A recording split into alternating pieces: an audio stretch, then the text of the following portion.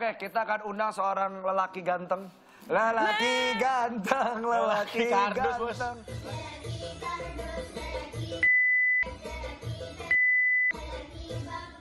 Ini dia sutradara, aktor juga, produser juga. Semuanya aja kerjaan orang diambil sama dia. Ya, baiklah. Ini kalau ada Darto pasti dia udah kayak, ini aktor.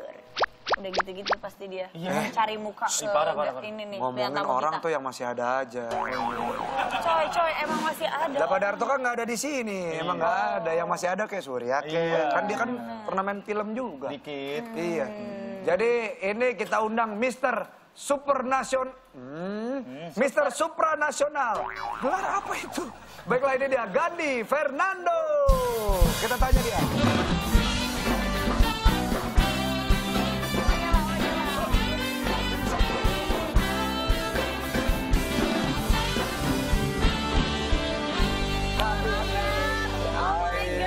Baik. Kita kayak udah 1000 abad gak ketemu gak sih? Gila. Kalian kan pada penasaran kan dia ini. Guys, kalian 1000 abad gak ketemu?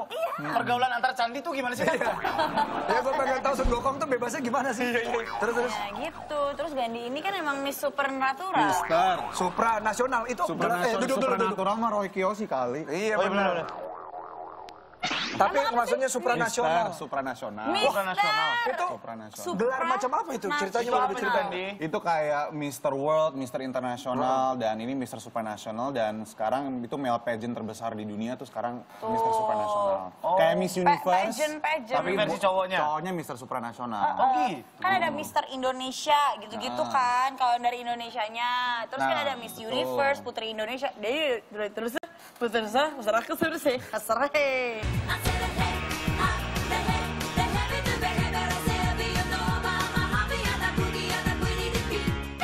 Beneran gak sih? Beneran.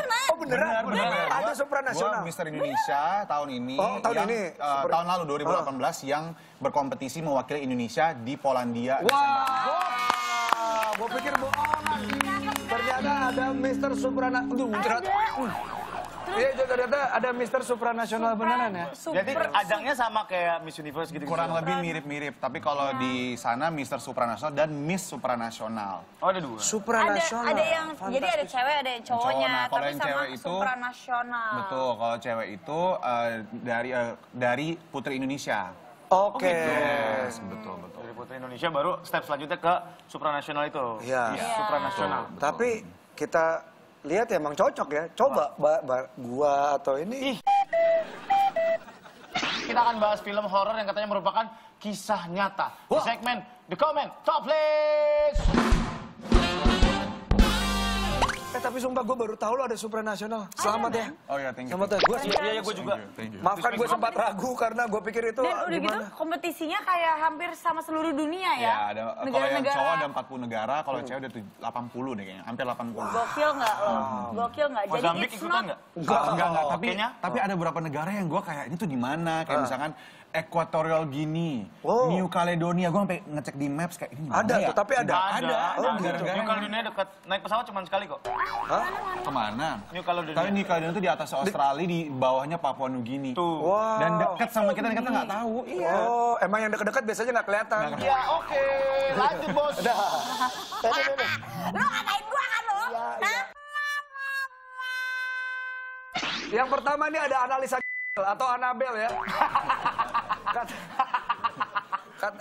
Katanya diangkat dari kisah nyata. Ya betul. Itu beneran katanya emang. Bonekanya sekarang masih ada, tapi wujudnya bukan seperti Anabel yang Anabel gitu, tapi Anabel yang dikasih boneka yang pertama kali, yang terakhir kali ya. Coba nih kita lihat. How did that get in there? I swear I threw it out. Ini kan di film kan. Ya. Di versi dunia nyata, boneka Anabel ternyata penampilannya tidak begitu menyeramkan seperti di film.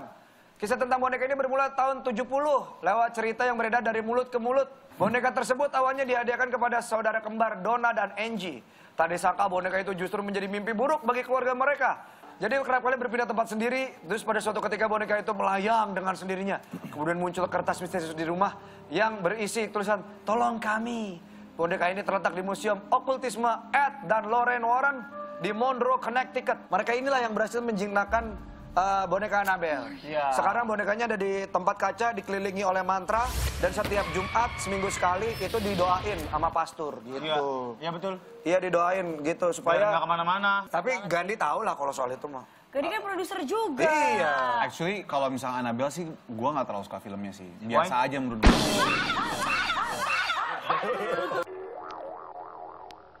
Enggak, gua tuh orangnya terlalu masuk ke dalam sebuah topik gitu loh, John.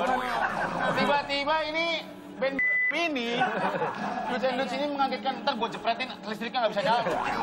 Tuh kan, Bapak, ini lagi Rod, bayar listrik, Rod!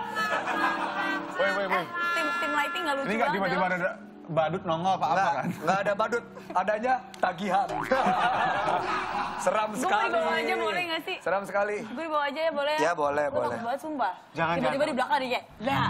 Kalau kamu emang takut, sini bersandar di dengkulku. Lu aja tadi gini.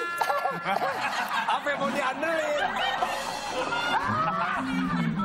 Apa yang mau diandelin, Bos? Bersandar di dengkul, lo pikir mau sumpah. Tapi lanjutin dulu, Gandhi waktu itu kan sempat produksi pentak umpet Nggak, aku Minako. nggak produksi, aku cuma main di situ. Oh, main, Dan oke. menurut mereka pakai boneka beneran. Oke. Nah waktu itu katanya ini bonekanya Roy Kiyoshi actually. Oke. Dan itu katanya dia bilang di depan kita semua bahwa itu tuh rambutnya tuh tumbuh sendiri. Jadi tuh rambutnya katanya beneran tumbuh. Oh, oke. Terus aku kayak ngeliatin bonekanya, masa sih emang beneran gerak ya? Kok gue sampai ngelihat dengan kaca pembesar kalau perlu kayaknya nggak gerak gitu rambutnya gitu. Tapi I guess nggak tahu ada orang-orang yang kayak iya tuh gerak.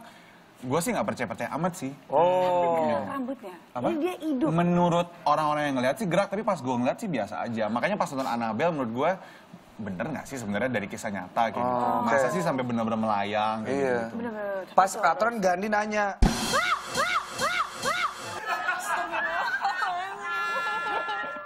Ku sudah siap.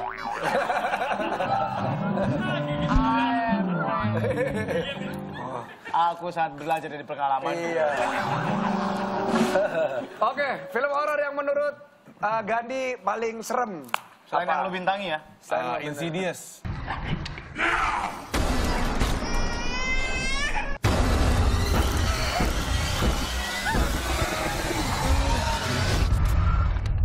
Oh, itu brutal, Yang itu brutal. keberapa? keren banget. Yang pertama, kedua tuh serem sih. Gue tapi menurut gue masih Exorcist sih. Exorcist. Gue malah belum nonton itu. Oh, Exorcist. Saking Kenapa sih kalian suka nonton film horor? Menurut gua nonton film itu menyenangkan, entertain yourself untuk masuk ke dalam, you know, exactly like Loh, film horor you are kan juga. into the film. Nggak tahu kenapa seru nonton film Kenapa? horor. Kenapa? Karena pas saat lu kaget, lu pelukan sama pasangan lu sebelah langsung kayak, nih Ada ada chemistry. modus-modusnya juga. Emang kesenangan itu datang dari sedih, dari takut juga ada kesenangan sendiri ya karena ada. Iya, sebenarnya kan kalau misalnya nonton film horor sebenarnya dia tuh memicu adrenalin, otomatis kalori yang kebuang lebih banyak lagi. Ya lu Jadi kalau mau buang kurus. kalori treadmill jangan nonton film horor.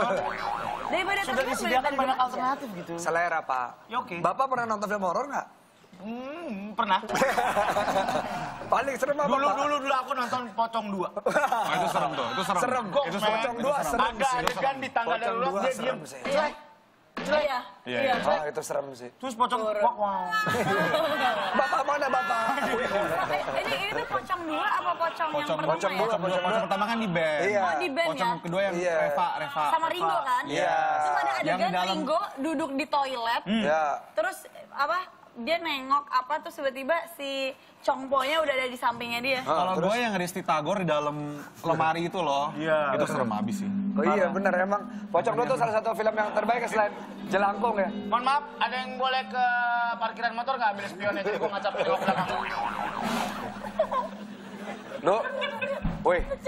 Mbak, emang saya alto, Mbak gandulin. Ini film horor yang menurut tadi teman-teman udah sebutin ya. Ini ada kisah di balik film The Possession. Tahu Possession? Posisi. Posisi. Kanunu kita lihat nih. Kisah di balik film The Possession ini menceritakan seorang anak perempuan bernama M. Kakaknya Bear. Yang merasa terpikat dengan sebuah kotak yang memiliki ukiran-ukiran aneh. Saat M membuka kotak itu seorang diri, tak ia sangka kalau seakan ada sesuatu yang menguasainya. Ayahnya merasakan kalau ada sesuatu yang aneh terhadap putrinya. Ia pun segera memeriksa soal keberadaan dari kotak yang terus saja M minta itu. Kotak itu sudah dibuka oleh M, memberikan dampak yang sangatlah mengganggu kehidupannya. Jadi itu seperti semacam Pandora Box gitu ya. Oh gitu. Tahu Pandora Box ya? Apa tuh? Iya, yang kalau dibuka, ternyata pas dibuka isinya untuk kejahatan-kejahatan gitu. Legenda Kirain dari zaman Pandora dulu. Box yang isinya perhiasan. Kandi lebih suka di belakang layar atau di depan layar untuk apa namanya film horor? Horor. Depan layar sih, belakang layar capek ngitungin angka. Yang di bioskop waktu itu film apa tuh yang pembunuhan tuh keren banget tuh. Midnight Show. Midnight Show itu asik banget tuh. Aca Septriasa bro. Iya, oh, dia juga brutal mainnya. Sama Ganindra ya, itu bagus banget. Buat yang belum nonton Midnight Show, nonton aja. Sekarang lagi tayang tuh Midnight. Nggak ada show, nggak ada show. Midnight Show nggak mau dijual ke Di mana? iFlix? Ada DVD, ada actually tayang di Pizzaman juga. Oh, bisa Oh, Pizzaman juga. Ini selanjutnya adalah film horor yang kisahnya cukup terkenal di tahun 1975. Kita lihat. Ini beneran ada ya, Amityville Horror. Ini rumah terseram yang pernah ada, menyimpan banyak misteri yang dapat membuat kamu bergidik ngeri. Rumah Amityville menjadi salah satu lokasi untuk wisata horor. Kisah horor di rumah Amityville bermula dari penghuni sebelumnya, yaitu Siapa? dia keluarga meninggal tuh, DeFeo, keluarga DeFeo tuh meninggal. Katanya yang salah satu yang membunuh ya salah satu anggota keluarganya. Habis itu yang membunuh itu bunuh diri. Beng. Hah? Kalau di Conjuring ada tuh adegan yang dia pakai shotgun itu ngambil Iya. dari Amityville ini ceritanya. Oh, ngambil juga. Iya. Bagus sih film ini. Bagus Amityville, Aku Amityville belum pernah bagus. nonton. Bagus, bagus. Ini Ryan jadi Reynolds. salah satu. Jadi Ryan Reynolds-nya nanti stres ya? Iya, jadi Ryan Reynolds stres habis itu dia jadi Deadpool. Wah. Gitu. Habis itu dia nggak stres lagi jadi Pikachu. Benar jadi Pikachu, benar jadi Demi apa gemes. dia ada film Pikachu? Ngapain itu ada wisata horor tuh ngapain? Ya, ya Biar selera wisata sih. aja mungkin. Ya kayak orang suka ke rumah hantu gitu. Ya ngapain ke rumah hantu? Selera. Orang gue pernah ke rumah hantu pasar malam ya. Hantu-hantunya itu masih pada makan, Pak. Iya benar. Lagi pada makan snack. Gue datang oh iya makan aja. Gue nggak ganggu istirahat. Ngapain gitu Risih, wisata ya. horor? Wisata tuh buat melepaskan penat. Lo Ya kan memasukkan Adrenalin, adrenalin. Kalau itu kan fisikalnya jadi Bapak terancam. marah-marah, Bapak. Jadi mendingan. Iya maksudnya nggak not empty mind gitu, nggak masuk akal. Tapi kan emang maksudnya mendingan nonton film horor kayak kuburan dalam rumah gitu. Jadi ya kan Wih, bagus. benar. Bingung juga, lo mau bikin kuburan, mau bikin rumah. Yang rumah Pondok Indah juga ada kan? Iya, rumah kentang ada. Jadi rumahnya tuh nggak jadi, ini rumah kentang banget. Fantasinya mirip Pak. Asli. Iya Pak. Itu aja kok serem. Gak jelas ya. Fantasinya mirip kayak statistik pendapatan gitu ya Pak. Iya. Kok kesini sih Pak pendapatan? Oh sorry. Iya. Ini ada Pennywise, tahu Pennywise Pennywise? itu yang mana sih? Pennywise itu badut. Badut. Badut it. It ya, it. Bagaimana cara membentuk karakter di setiap peran yang dimainkan oleh seorang Pennywise ya, seorang aktor Pennywise ini kita lihat. Film ini merupakan kisah nyata Stephen King yang terinspirasi dari seorang narapidana bernama John Wayne Gacy Oke. tahun 70-an. Dalam aksinya tersebut, John selalu menyamar menjadi seorang badut jahat yang selalu melakukan tindak kriminal. Betul. Total sudah ada 33 kasus yang dia buat. Wih, banyak banget ya. Dan si John ini sempat berganti-ganti pekerjaan ya. Sempat benar berganti pekerjaan. lu? Iya benar. Dari mulai pegawai pom bensin, terus teman-teman sekitarnya itu manggil dia John si badut memang, karena dia selalu berubah jadi badut. Oh gitu. Itu salah satu pekerjaan sambilannya dia dan digunakan untuk samaran untuk membunuh. Tapi Pennywise kalau di film Stephen King punya itu dia memang makhluk astral. Tapi ngomong-ngomong tadi kan lampu mati-mati sendiri. Nah ini saya punya aplikasi khusus ternyata. Makasih ibu buat casing HP saya, Monkey D. Luffy, komik favoritku dan Opung. Nah, Ada ini kayak informasi aplikasi. yang nggak semua orang pengen tahu gitu loh, Nah. Sorry. Termasuk sequel tadi apa? Main. Ini coba nih, gua matiin. Gua matiin dulu ya, ini lampu Jangan Pak. dimatiin dong. Matiin ya. Aduh, nah. Nang, bos. Matiin. Buat apa dimatiin Gitu. sih? Nah. Tuh, kalau dikepencet tuh. Kok bisa Nang matiin sendiri? Bisa lah, gue. Handphone lu keren banget sih. Iya dong. Bos, aplikasinya namanya apa sih, Bos? Nang. Gile lu, Ndro. Nang. Oh, dok. Jangan-jangan teman-temanku tadi adalah makhluk yang sering diamplas. Makhluk halus. Kita balik lagi nanti di sini. Di komen!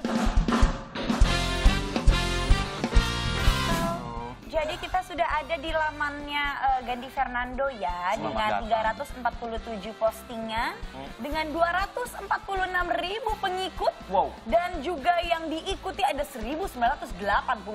Banyak ya. Ya, berarti ini umurnya Gede, udah gede. kayak 34 ya, 34 tahun ya. Kan 1981 lahirnya. Wow.